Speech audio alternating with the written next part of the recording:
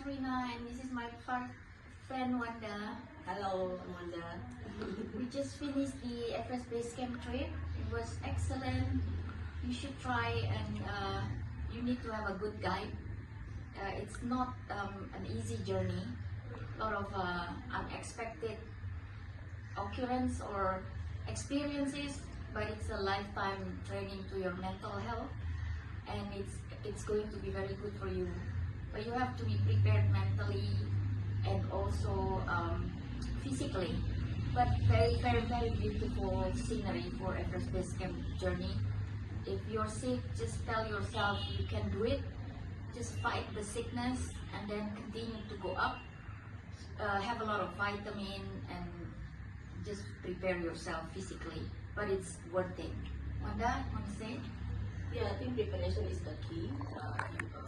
You need to know your limitation, and then also need to know what is the fact that the journey is not easy. Yeah, it's not about just taking a good picture. It's really hard work, okay, but it's worth it at all. It's worth it, very worth it. So what we would like to thank you, our Santos, our guide, but also Ashok and Lina, and of course our Sherpa. These people are very helpful and very responding very quickly, and there's no time that we wait too long, always responding in no time. So that's very important to have a good tour guide and also a good tour company as well.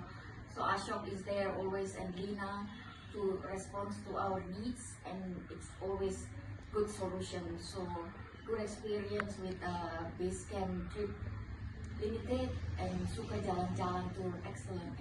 Santos is a good guy. Yeah, thank you for all of you. Thank you for making our dream come true. Thank you so much. Bye-bye.